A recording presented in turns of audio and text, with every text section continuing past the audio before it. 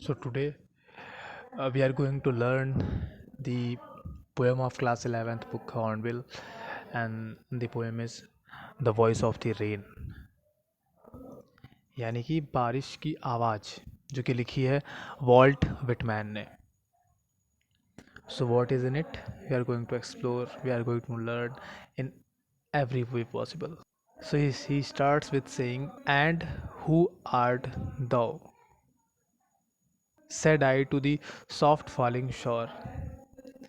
और तुम मुझे ये बताओ कि तुम्हें बनाता कौन है, ये मैंने कहा उस कोमलता से गिरते हुए पानी से. Which stands to tell give me an answer as here translated. और जो कि बताना थोड़ा सा विस्मयकारी है, लेकिन उसने मुझे उत्तर दिया, जो यहाँ पे अनुवादित है. किसी भी पंक्ति के दो अर्थ हो सकते हैं.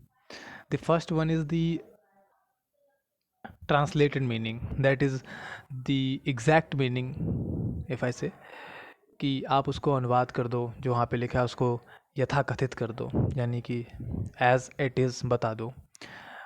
And the second one may be the gist meaning, the exactly what is stated in that line, or whatever is said in that line, whatever he or she, that is writer, means to say. यानी कि आप उस पंक्ति में जो लिखा है उसको बता देते हो, ना कि आप उसको एज इट इज़ बता देते हो. तो ये दो तरीके की किसी भी चीज़ की मीनिंग हो सकती है.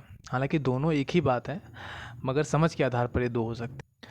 So we are going to deal with the both. So यहाँ पे कहा गया है कि उसने मुझे उत्तर दिया, उस गिरती हुई बारिश ने, उस बारिश की आवाज़ ने मुझसे बताया, जो यहाँ पे ट्रांसलेटेड है, that I am the poem of earth said the voice of the rain, कि मैं धरती की कविता हूँ. Eternal I rise impalpable out of the land and the bottomless sea. So first of all, in this line we have a special word, a new word. हम लोग साथ ही साथ जो वोकैब है उसको भी डील करते चलेंगे, क्योंकि vocab is the beauty of the language. तो इसकी वोकैब को भी ध्यान रखते चलेंगे, जो भी नया वर्ड मिलेगा उसको सीखते चलेंगे.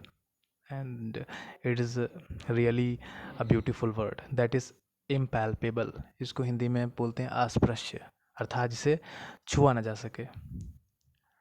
तो इसमें कहा गया, eternal I rise impalpable out of the land and the bottomless sea. हमेशा से, हमेशा के लिए मैं उठती हूँ, मैं अस्पृश्य हूँ, मैं उठती हूँ धरती से और आधार रहित समुद्र से. Upward to heaven whence vaguely formed, altogether changed and yet the same. ऊपर स्वर्ग की ओर, whence जहाँ से. अब यहाँ पे मैं आपको एक ग्रामेटिकल चीज़ बताना चाहूँगा कि whence और दूसरा वर्ड होता है विदर, WHITHER. whence और विदर ओल्ड इंग्लिश के बहुत ही अच्छे शब्द हैं जो यूज़ होते थे. whence का मतलब होता है फ्रॉम व्हाट प्लेस, कहाँ से. एंड विदर का मतलब होता है टू व्हाट प्लेस, अर्थात कहाँ को. तो यहाँ पे लिखा है कि वेंस, तो हम लोग जानते ही हैं कि जैसे whenever use it as a conjunction, as a relative conjunction, it means कहाँ से जहाँ से बन जाता है, और कहाँ को से बन जाता है जहाँ को. This is the fantastic thing. So इसका मतलब हुआ कि अपवर्ड टू हेवन वेंस, जहाँ से, वेगली अर्थात अस्पष्टता से, जो दिखाई ना पड़े, समझ ना आए, फ्रॉम वुड और together changed and yet the same. और वहाँ से मैं एकदम बदल जाती हूँ, पर फिर भी वही की वही रहती हूँ. यानी कि पानी बादल का रूप ले लेता है, जो अपेरेंटली बदल जाता है, बट एक्चुअली तो पानी ही होता है. यहाँ पे इसका मतलब ये है. In the next line, I descend to have the droughts atomies dust layers of the globe. Descend का मतलब होता है नीचे की ओर उतरना, तो मैं गिरती हूँ. To lave the droughts, drought का मतलब होता है सूखा. And another new word is लेव, टू लेव, LAVE.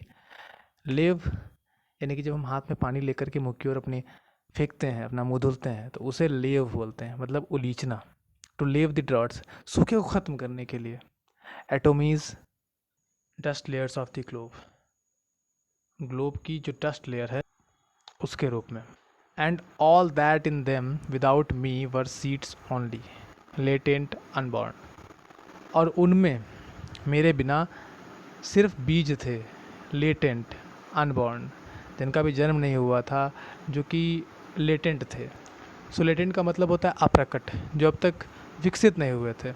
And forever by day and night I give back life to my own origin. और हमेशा के लिए, बाई डे एंड नाइट, दिन रात हर समय, I give back life to my own origin, मैं अपने ही अस्तित्व को जीवन देती हूँ, अपने ही मूल को जीवन देती हूँ। And make pure and beautify it, और इसे सुंदर करती हूँ, इसे स्वच्छ करती हूँ। For song issuing from its birth place after fulfilment, wandering wrecked or unwrecked, duly with love returns.